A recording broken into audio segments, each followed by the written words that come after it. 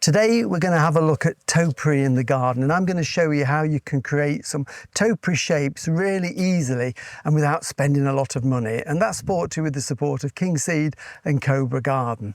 And in our garden we've got a few of these clip shapes dotted around, various shapes. This one is a pyramid, and they work really well. Although we've got quite an informal planting scheme in the garden, these just have that little bit of formality to the garden and give it a bit of height and structure. So we've got them on the step going from the patio up onto the lawn, one either side, and they work really well.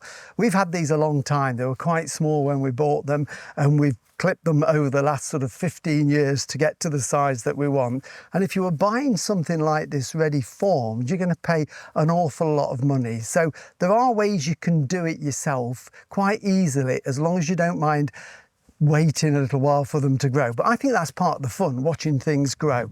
So for example, down here I've got a U-ball. Now we've just planted some of these in a border at the front. I was going to plant more box, but lots of people have problems with box blight or the box moth caterpillar. Touch wood, we've never had a problem with either, so I'm hoping we can escape it. But we've gone for yew as an alternative. Some people use other things such as the Ilex crenata, that very small shiny leafed holly there that's got no prickles on, but these are really easy to create. Now if you were to go to a garden centre and buy that readily done, and most of these are produced in Holland, they would be sort of £45–50 for that size, and you can go up to hundreds of pounds for the bigger ones, which is a lot of money if you want to buy several to plant in the garden. So what I've done is to do them myself, and it takes a little bit longer. So what I did was to buy just an ordinary yew. They're exactly the same. This is a yew that was grown in a 2-litre pot, sold at about sort of 40 centimetres tall to plant as a hedging plant. And what I did was I chopped the top out of it to reduce it sort of to about 30 centimetres, and then it's had a season to grow. So it's bushed out instead of wanting to grow tall like that. So yes, it doesn't really look like a new ball at this stage. So what we can do now is start to do a little bit of formative pruning on it. So it's going to take a couple of seasons. So you could use a pair of secateurs, and I find if you sort of stand above it and just clip round it with a pair of secateurs, and I'm purposely doing it in this tray, Mrs. Fish, so I don't make too much of a mess, but I'm just sort of clipping that round with my secateurs. Now that's one way. Of course, if you feel a bit more confident, then you could use something like this little hedge clipper, and you could just clip round it like that. And what we want is to create a globe shape. So I'm going to get the outer edge first, so go all the way round, roughly round the middle, but think of it as the waist.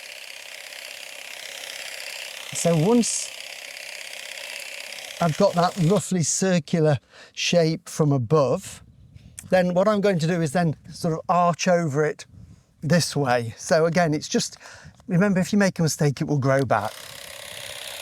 So I'm just going to arch over.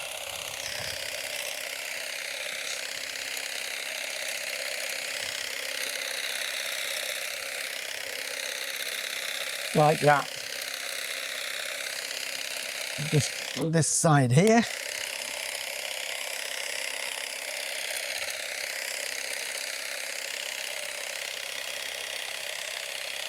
And then we need to just tailor this bottom piece in as well, pick off any little bits. So again, it's sort of getting that slightly rounded curve there.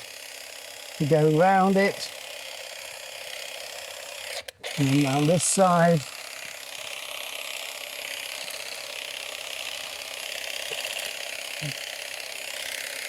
Now, obviously, that's just giving it quite a rough trim. It's not right, but I don't think that's looking too bad at this stage. What you could do for that really fine work, I like these as well, and these are really good for sort of getting that little sheep shearing finished bit. And you can go around and get those little wispy bits. It's a bit like when you go to the barber, they just go around and get the little bits that they missed first time. Just snip it around like that. And I think we've got the formation there of a U ball. So I've not clipped it too tight, You can cut into old wood and it will grow back anyway, but I want this to look reasonably green. So I think if I'm just going to stand where Jill is and have a look, that's the thing. I think we're a bit on this side here, Jill. Yeah. And then, you know, twist it round and have a look at it to make sure you're happy. So that's got the formation there of that globe that we're looking for. The more you see it, the more you want to keep chopping it off. But it's starting to develop, as you can see. So what we need to do with that now is finding this pot for another year or two, keep it well watered through the summer and fed. That's the important thing, because the feed in compost soon disappears. So, you know, once a week, give it a good liquid feed, just a general balanced feed. That will promote a new flush of growth. Here we are now, first week in July. Probably by the end of August, early September, that would have sprouted little new growths, and then we can give it another trim over just to make it even more compact, because all of these will bush out. So by this time next year, we'll have a lovely compact head on it, just like this one here, at a fraction of the price. I think this plant, as opposed to 45.50, the initial plant was about £8–9. So you are saving an awful lot of money. In fact, I think I've just found a new little business venture, Jill, that we could move into. We could create our own little U-balls. So have a go. There you go. And remember, all the videos that we've done on pots and trowels, you can find on YouTube, where you can subscribe for free. And you can also find our weekly gardening podcast. So have a look at those. And we'll be back again with you in the garden next week. So we'll see you then. Happy clipping.